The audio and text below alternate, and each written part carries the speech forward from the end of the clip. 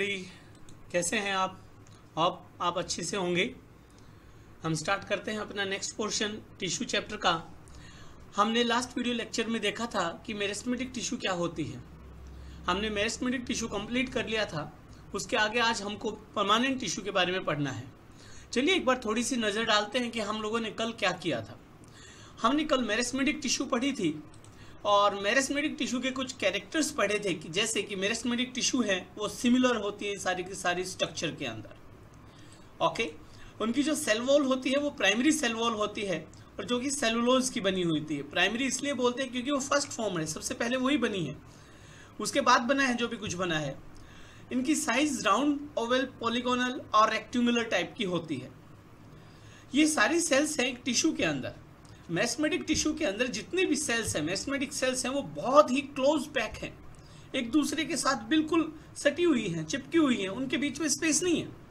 Very close to each other, arranged very close to each other to form a tissue. उनके बीच में कोई भी स्पेस नहीं है। और जो दो सेल्स के बीच में जो स्पेस होता है उसको हम इंटरसेलुलर स्पेस कहते हैं, दो सेल्स के बीच का स्पेस। तो इस टिश्यू के अंदर ऐसा कुछ भी नहीं है, क्योंकि इस टिश्यू के अंदर, मेरिस्टेमेटिक टिश्यू के अंदर जो सेल्स हैं वो बहुत ही क्लोज, बहुत ही टाइटली पैक्ड हैं, इसलिए उनके अंदर इंटरसेलुलर स्पेस नहीं है। ओके, ये डिवाइडिंग सेल्स है, डिवाइड होती रहती हैं। इनके अंदर बहुत ज़्यादा साइटोप्लाज्मा है, डेंस साइटोप्लाज्मा है, एबंडेंट है, बहुत ज़्यादा है। प्रोमिनेंट न्यूक्लियस है, लार्ज न्यूक्लियस है इनके अंदर।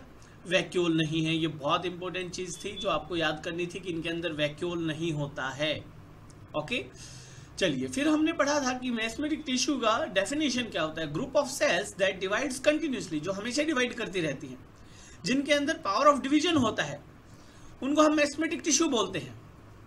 Okay, they have particular locations, meristems जिनको बोलते हैं। एक प्लांट के ऊपर, एक प्लांट के अंदर इनकी पर्टिकुलर लोकेशंस होती हैं, वहीं पे प्रेजेंट होती हैं। जैसे कि एपिकल टॉप, टिप पे रहता है, रूट की टिप पे और स्टेम की टिप पे। रूट, स्टेम और रूट की टिप के ऊपर रहता है। ये ग्रोथ कराता है, डाउनवर्ड्स रूट्स की ग्रोथ कराते हैं, अपवर्ड्स में स्टेम की ग्रोथ कराते हैं। ओके, तो इनके अंदर मैं बोलूं कि जो टॉप पे है वो मेरिस्टेम पार्ट है, जहां पे मेरिस्टेमेटिक टिश्यू होती है, जो इलोंगेशन का काम कराती है, ग्रोथ का काम कराती है। ग्रोथ कब होती है? जब सेल डिवाइड होती है। ओके, दूसरा हमने पढ़ा था intercalary, base on the nodes, base of the nodes, nodes के बेस में और इंटरनोड्स में और लीफ के बेस में, यहाँ पे होती है। जैसे कि ये प्लांट है, ठीक है, आप जैसे आप लोगों ने गन्ना खाया होगा तो गन्ने के पार्टीशंस होते हैं, जहाँ पे जो पार्टीशन जहाँ पे होता है उसको हम मान ले कि नोड है, और दो पार्टीशंस के बीच का जो स्पेस है उसको हम मान लेते हैं कि वो इंटरनोड है। ओके, लीफ होती है, पत्ती होती है, पत्ती का जो बेस होता है वहां पे भी क्या होता है? नोड होता है। Got my point? So apical meristem होती है टिप के ऊपर, रूट की टिप के ऊपर और शूट की टिप के ऊपर। इंटरकैलरी होती है नोड्स के बेस में, इंटरनोड्स में और लीफ में। ओके, चलिए ध्यान रखेंगे इस बात का, बहुत इंपॉर्टेंट बात है कि intercalary regions of the permanent tissue, permanent tissue जहां होती है उसी एरिया में रहती हैं ये। आप कल वाली बात को एक बार थोड़ा सा याद कीजिए कि हमने कहा था कि एक ये हमने ऐसे डायग्राम बनाया था, शूट टिप का डायग्राम बनाया था। हमने कहा था ये मेरिस्टेमेटिक टिश्यू है, मैंने ब्लू पेन से ऐसे मार्क किया था और बीच में स्पेस दे दिया था, और फिर मैंने कहा था यहाँ पे भी मेरिस्टेमेटिक टिश्यूज हैं। आप लास्ट वीडियो लेक्चर को एक बार रिवाइज करेंगे तो आपको सारी चीज़ पता चल जाएगी। और बीच में मैंने रेड पेन से डॉट के निशान लगाए थे और मैंने ये कहा था ये सारी परमानेंट टिश्यूज हैं। ओके, सो इस रीजन में, परमानेंट टिश्यू के रीजन्स में इंटरकैलरी टिश्यू होती है, इंटरकैलरी मेरिस्टेमेटिक टिश्यू होती है। Okay, lateral at the sides of the roots and shoot. Lateral meristem root और शूट की साइड्स में होती है, वो इनकी ग्रिथ को इंक्रीज करती है, बढ़ाती हैं, चौड़ाई को बढ़ाती हैं। चलिए, तो कल हमने मेरिस्टेमेटिक टिश्यू पढ़ लिया था। आज हम अपना नेक्स्ट पोर्शन करने जा रहे हैं जिसका नाम है परमानेंट टिश्यू। देखिए, जो हमने मेरिस्टेमेटिक टिश्यू में पढ़ा उससे बहुत सारी चीज़ें ऐसी हैं जो अपोजिट हैं परमानेंट टिश्यू में। जैसे कि पहला एग्जांपल हम ले लेते हैं, डिवीजन। सेल डिवीजन बहुत ज़्यादा होता है मेरिस्टेमेटिक टिश्यू में। मेरिस्टेमेटिक टिश्यू बनी इसीलिए है कि वो सेल डिवाइड हो। ओके, लेकिन परमानेंट टिश्यू में डिवीजन नहीं होता, मेजर डिफरेंस। दूसरी बात हमेशा याद रखेंगे, मेरिस्टेमेटिक टिश्यू है वो प्राइमरी टिश्यू है। अब कोई भी टिश्यू बनेगी तो उसी से बनेगी। तो जो परमानेंट टिश्यू है वो भी कहां से बनी है? मेरिस्टेमेटिक टिश्यू से बनी है। Originate from meristematic tissue. ये सेल्स मैच्योर होती है, इनकी डेफिनेट शेप और साइज होती है। और मेरिस्टेमेटिक टिश्यू की खासियत थी कि वो क्या करती है? डिवीजन करते हैं, और जब वो डिवीजन करना छोड़ देती हैं तो वो बदल जाती है परमानेंट टिश्यू में। Lost the power of division. Okay, meristematic tissue के अंदर हमने बात की थी कि उनके अंदर बहुत ज्यादा उनके अंदर वैक्यूल होता है, लार्ज वैक्यूल होता है, whereas in permanent tissue vacuole नहीं होता है मेरिस्टेमेटिक टिश्यू में, लेकिन परमानेंट टिश्यू के अंदर वैक्यूल होता है। इसके साइटोप्लाज्मा वैक्यूलेटेड होता है। वैक्यूलेटेड का मतलब हैविंग द वैक्यूल। ओके, चलिए, सारी की सारी मेरिस्टेमेटिक टिश्यू लिविंग सेल्स की बनी थी, लेकिन परमानेंट टिश्यू में वो लिविंग भी हो सकती है और डेड भी हो सकती है। डेड का मतलब विदाउट साइटोप्लाज्मा, उसके अंदर साइटोप्लाज्मा नहीं है, सेलुलर एक्टिविटीज नहीं होंगी। अब हम परमानेंट टिश्यू के बारे में बात करें, उसके डेफिनेशन के बारे में बात करें, तो हम समझ गए कि ग्रुप और कलेक्शन ऑफ लिविंग और dead cells formed by meristematic cells, जो मेरिस्टेमेटिक सेल से बना है या फिर tissue, and have the lost the power of division, जिसने डिवीजन की पावर को खत्म कर दिया है, लॉस हो चुकी है, वो डिवाइड नहीं कर रही है, वो ग्रोथ में हेल्प नहीं कर रहा है। ध्यान रखेंगे इस चीज का। तो वो किस चीज में हेल्प कर रहा है, ये चीज आज हम पढ़ लेंगे। Permanently placed at a fix position, एक जगह पे फिक्स होती हैं, ओके, प्लांट बॉडी के अंदर। लिविंग और डेड सेल्स, उनका ग्रुप जिन्होंने पावर ऑफ डिवीजन लॉस कर दिया गया और जो फिक्स है वो कहलाती है परमानेंट टिश्यू। यहां तक समझ में आया? परमानेंट टिश्यू को हमने दो तरीके से डिवाइड किया है, सिंपल परमानेंट टिश्यू और कॉम्प्लेक्स परमानेंट टिश्यू। आज हम सिंपल परमानेंट टिश्यू के बारे में बात करेंगे, नेक्स्ट वीडियो लेक्चर में हम कॉम्प्लेक्स परमानेंट टिश्यू के बारे में बात करेंगे। तो सबसे पहले बात करते हैं simple permanent tissue. Composed of similar type, simple है, सिंपल आसान, बहुत कॉम्प्लेक्स नहीं है, कॉम्प्लेक्स मतलब बहुत जटिल नहीं है, बहुत ही नॉर्मल तरीके से बनी हुई है, उस चीज को हम सिंपल बोलते हैं। विच have common origin and function. ये देखिए, कॉमन ओरिजिन और फंक्शन तो हमने टिश्यू की डेफिनेशन से ही लिया है, और ये भी एक टिश्यू है, सिंपल परमानेंट टिश्यू है। So composed of similar type of cells which have common origin and function. तीन तरह की होती हैं, parenchyma, collenchyma, sclerenchyma. Parenchyma, collenchyma and sclerenchyma. मैं आपको एक बार दिखा देता हूं, ये जो है ये पेरेन्काइमा का स्ट्रक्चर है, देखिए प्लीज। पेरेन्काइमा, यहां पे थोड़ा सा इंटरसेलुलर स्पेस है, ओके, चलिए। लेकिन जब हम जनरल बात करते हैं हम परमानेंट टिश्यू की, तो हम बोलते हैं कि इंटरसेलुलर स्पेस नहीं होता है। लेकिन उनके जो पार्ट्स में बात करेंगे, जैसे पेरेन्काइमा, कोलेन्काइमा, तो इनमें बहुत हल्का सा स्पेस कहीं कहीं होता है, जिसको हम कंसिडर नहीं करते। चलिए, वो भी हमें ट्रांसवर्स सेक्शन में दिखता है, लॉन्गिट्यूडिनल सेक्शन में नहीं दिखता। बात करें, साइटोप्लाज्मा है, इसके अंदर न्यूक्लियस है, ये देखिए मिडल लेमिला है। मिडल लेमिला वो चीज होती है, सीमेंटिंग मटेरियल होता है जो दो सेल्स को जोड़ता है, बस इतनी सी बात याद रखें। क्लोरोप्लास्ट है इसके अंदर, वैक्यूल है इसके अंदर, वैक्यूलेटेड है, इंटरसेलुलर स्पेस थोड़ा सा है, प्राइमरी सेल वॉल है, ओके। चलिए, ये है हमारी पेरेन्काइमा, एक टिश्यू है, ओके, एक सेल, दो सेल, तीन सेल, चार सेल, पांच सेल, अलग अलग सेल से बनी हुई है। देखते हैं पेरेन्काइमा सेल्स क्या होती है, पेरेन्काइमा टिश्यू क्या होती है। मोस्ट अबंडेंट टिश्यू है, सबसे ज्यादा मिलती है, बहुत ही सिंपल है, अनस्पेशलाइज्ड। मोस्ट इंपोर्टेंट क्वेश्चन, जब भी आपको पेरेन्काइमा के बारे में लिखना है, 1 नंबर 2 नंबर में, तो कुछ पॉइंट ऐसे होते हैं जो बहुत सॉलिड, बहुत साउंड है, जिनको लिखना होता है। अनस्पेशलाइज्ड है, प्रिमिटिव है। प्रिमिटिव का मतलब समझिए, यहाँ पे मैं ये कहना चाहता हूं, जिस दिन से कोई भी टिश्यू बनी है उस दिन से ये स्ट्रक्चर अवेलेबल है, बहुत पुराना स्ट्रक्चर है, पहले पेरेन्काइमा टिश्यू आई थी और बाकी टिश्यू बाद में आई थी। प्रिमिटिव है, थोड़ा सा इंटरसेलुलर स्पेस प्रेजेंट होता है, ओके, इंटरसेलुलर स्पेस प्रेजेंट होता है। लेकिन मेरिस्टेमेटिक टिश्यू में हमने क्या कहा था, इंटरसेलुलर स्पेस नहीं होता। वह परमानेंट में इंटरसेलुलर स्पेस होता है, लेकिन वो भी डिपेंड करता है किस टाइप की सेल टिश्यू है या सेल है, सेल्स के बीच में स्पेस कितना होगा। सो मेरिस्टेमेटिक टिश्यू के अंदर इंटरसेलुलर स्पेस नहीं होता, परमानेंट टिश्यू के अंदर इंटरसेलुलर स्पेस होता है। तो हमने कहा पेरेनकाइमा मोस्ट अबंडेंट टिश्यू है, सिंपल है, अनस्पेशलाइज्ड है। अनस्पेशलाइज्ड का मतलब इसका कोई पर्टिकुलर फंक्शन नहीं है, कोई डिफाइंड फंक्शन नहीं, इसका मतलब ये स्पेशलाइज्ड नहीं है। ओके, एक तरह से पैकेजिंग टिश्यू का काम करती है। पैकेजिंग टिश्यू का मतलब ये हुआ बेटा कि दो टिश्यू हैं, एक टिश्यू, दो टिश्यू, इन दो टिश्यू के बीच में जो मटेरियल पड़ा है वही क्या है, पेरेनकाइमा है। अब ध्यान से देखें, एक बात सुने, आप घर में आपके यहाँ पे कोई भी कांच का, क्रॉकरी का सामान आता है, तो मान लीजिए दो टम्बलर हैं, ग्लास टम्बलर्स हैं, उनके बीच में आपको कुछ ना कुछ फॉर लाइक फोम या फिर अखबार, ये सारी चीजें मिलेंगी, ठीक है, पैकिंग के लिए मिलेंगी, ताकि आपस में वो टकराए नहीं, टूट फूटे नहीं।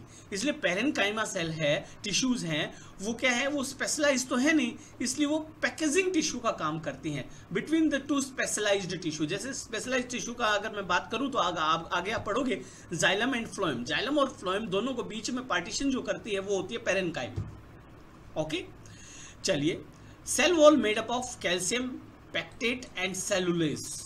ओके, सेलुलोज के बनेगी या फिर कैल्शियम पैक्टेट के बनेगी। वैक्यूल प्रेजेंट होगा, मेरिस्टेमेटिक टिश्यू में वैक्यूल नहीं था।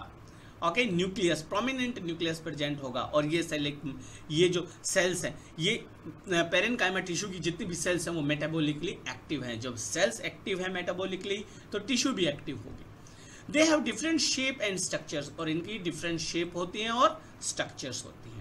किस किस तरह की, जैसे isodiametric, spherical, Oval, cylindrical, thread like, ये डिफरेंट डिफरेंट शेप्स होती हैं। ओके, यहां तक आप लोगों को समझ में आया?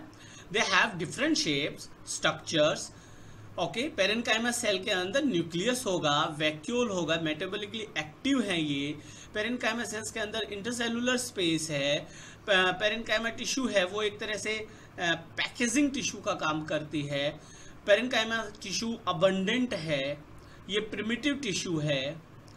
पेरेनकाइमा टिश्यू की जो सेल वॉल है वो कैल्शियम पैक्टेट या सेलुलोज से बनी है। यहां तक आपको समझ में आया? मेन चीजें मैंने आपको दोबारा भी बता दी।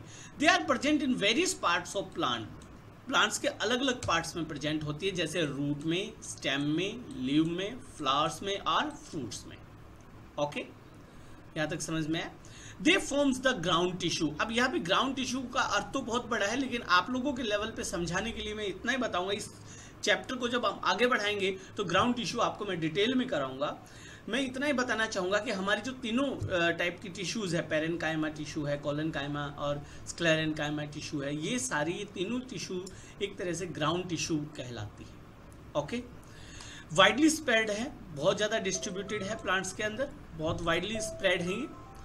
ओके, चलिए, अकर्स कहाँ कहाँ होती हैं? एपिडर्मिस में, कॉर्टेक्स में, पित्त में, पेरिसाइकल में, मेसोफिल सेल्स में, पल्प ऑफ फ्रूट में, एंडोस्पर्म ऑफ सीड में, ये यहाँ प्रेजेंट होती है। अब आप लोगों को थोड़ा सा कंफ्यूजन होगा क्योंकि अभी ये पढ़ा नहीं है कि ये सारे पार्ट्स कहाँ होते हैं। ये सारे पार्ट्स प्लांट्स के हैं, इंटरनल पार्ट्स हैं सारे के सारे। मैं अभी आपको थोड़ी देर में इसी लेक्चर में एक स्टेम का स्ट्रक्चर दिखाऊंगा, एक स्टेम के अंदर क्या क्या होता है, तब मैं बताऊंगा एक स्टेम के अंदर एपिडर्मिस है, कॉर्टेक्स है, पित्त है, साइकिल है।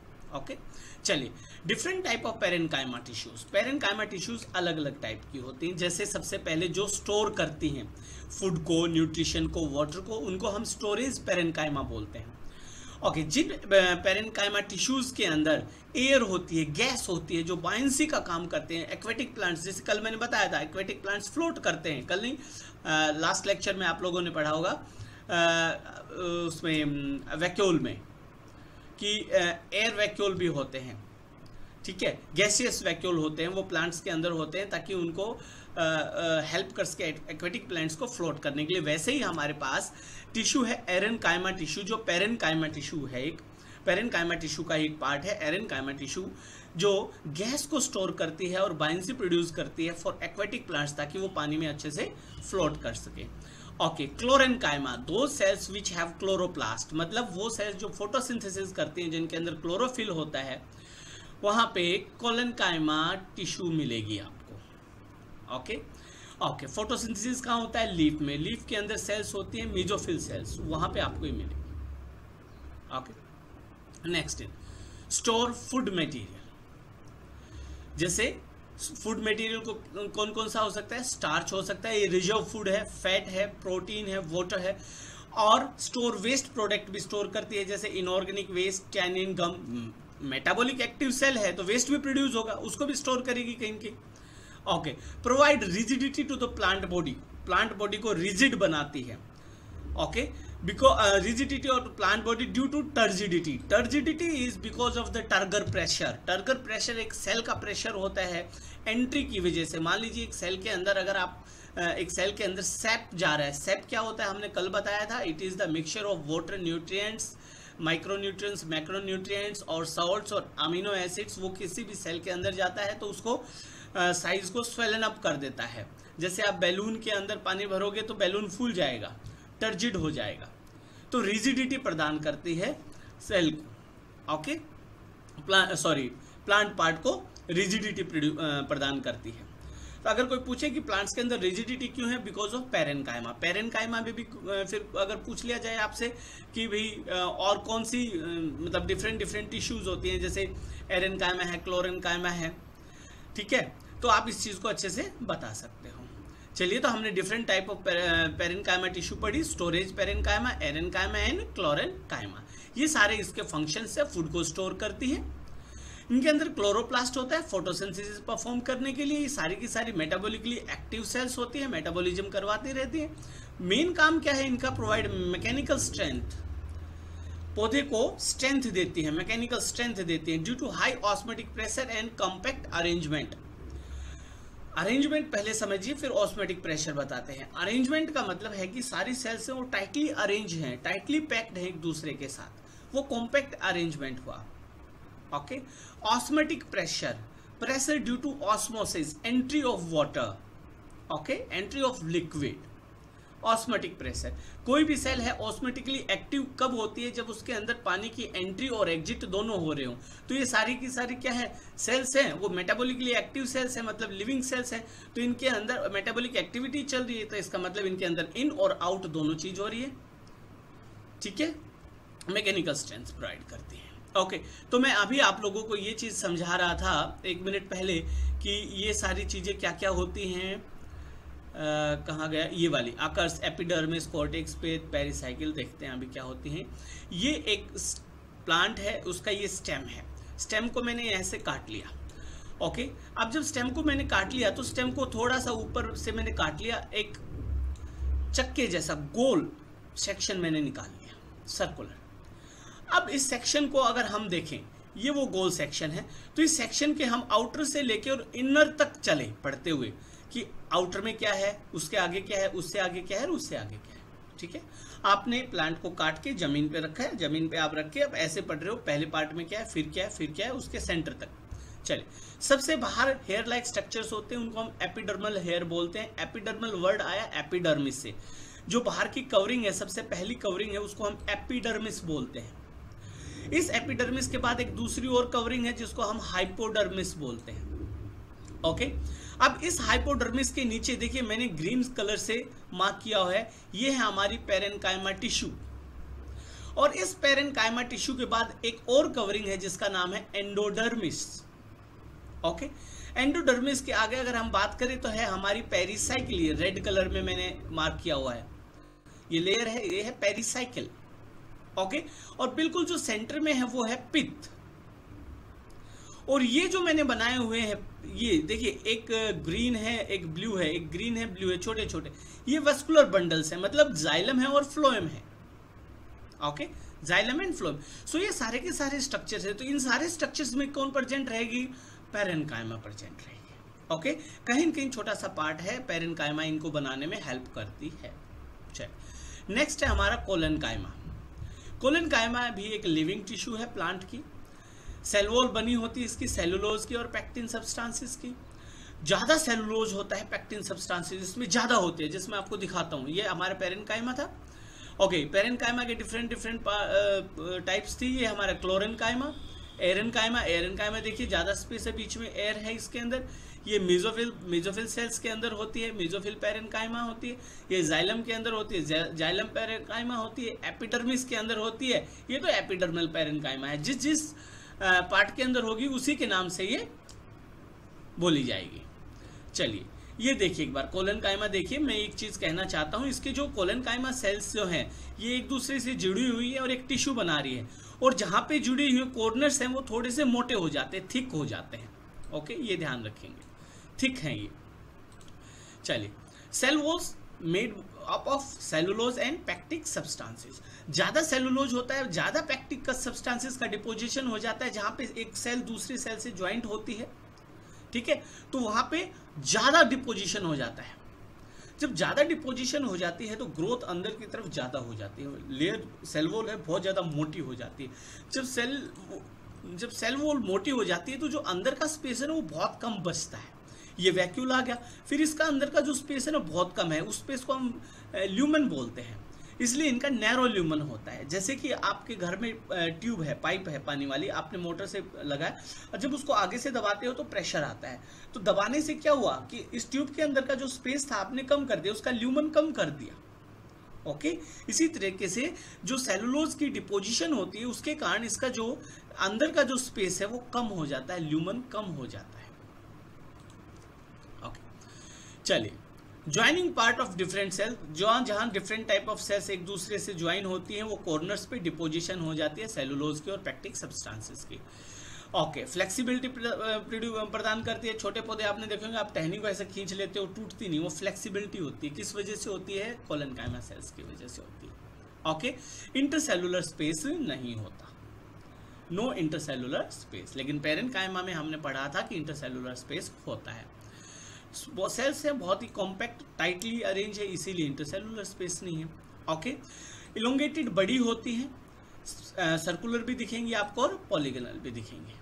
ओके, कहाँ प्रेजेंट होती है? Below the epidermis, definitely epidermis के नीचे प्रेजेंट होती हैं, जैसे लीफ के स्टॉक में होती है, मिड रिब में होती है। मिड रिब आपने क्या होते हैं देखिए प्लीज, ये एक आपकी पत्ती है और बीचों बीच जो आपकी जो लाइन होती है, ये वाली जो लाइन होती है, इसको हम मिड रिब बोलते हैं। ओके, मिड रिब, तो इस मिड रिब के अंदर भी कोलेनकाइमा टिश्यू होती है। मैकेनिकल सपोर्ट प्रोवाइड करती है, इलास्टिसिटी प्रोवाइड करती है, इलास्टिक खींच लो टूटेगी नहीं, झुक जाएगी। टेंसाइल स्ट्रेंथ प्रोवाइड करती है, टेंसाइल का मतलब जो टूटे नहीं, इलास्टिसिटी मतलब जो अच्छे से खींच जाए। ओके, कहाँ मिलेगी? यंग डाइकोटिलिडन स्टेम्स के अंदर, जो बिल्कुल डाइकोट प्लांट्स होते हैं जो उग रहे होते हैं उनमें। अब मोनोकोट और डाइकोट का अंतर भी आपको समझ में आना चाहिए। जैसे आप लोग कोई भी सीड देखोगे, बीज देखोगे, अगर वो दो पार्ट में आपको लगता है, जैसे आपने चना देखा, गेहूं देखा, उसके बीच में पार्टीशन होता है, तो ये एक तरह से दो कोट हैं, दो पार्ट्स हैं, इनको कोटिलिडन बोलते हैं। जो किसी सीड के अंदर अगर दो पार्ट है तो वो डाइकोटिलिडन, अगर किसी के अंदर एक है तो वो मोनोकोटिलिडन।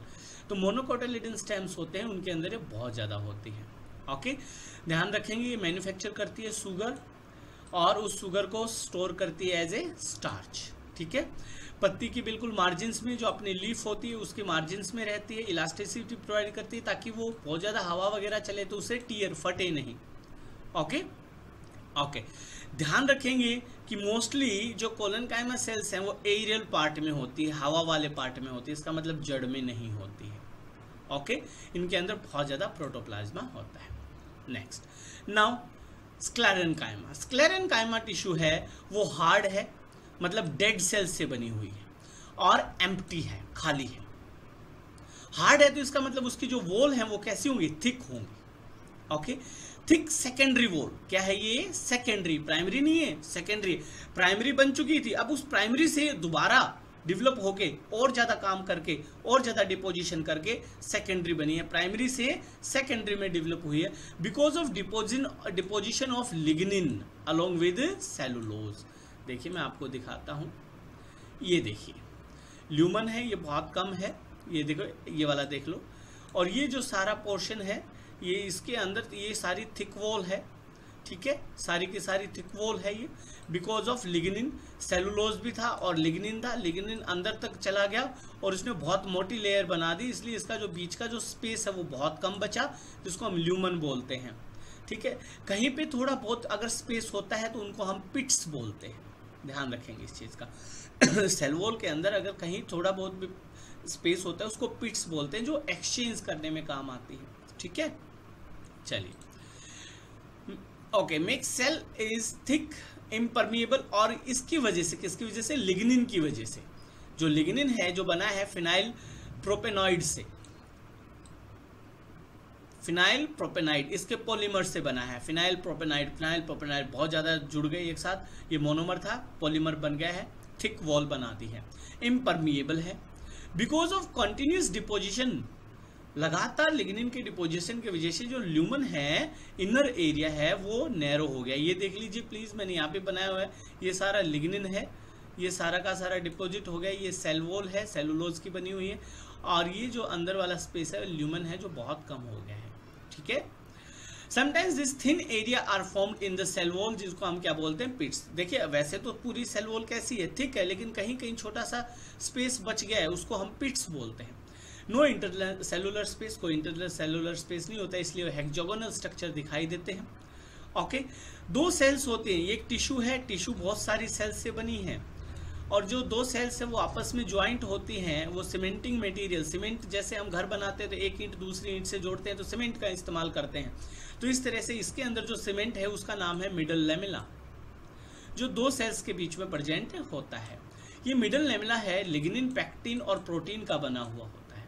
ओके, और हमारे पास स्क्लेरेनकाइमा सेल्स है, वो दो टाइप की होती है, एक होती है फाइबर और एक स्क्लेराइड।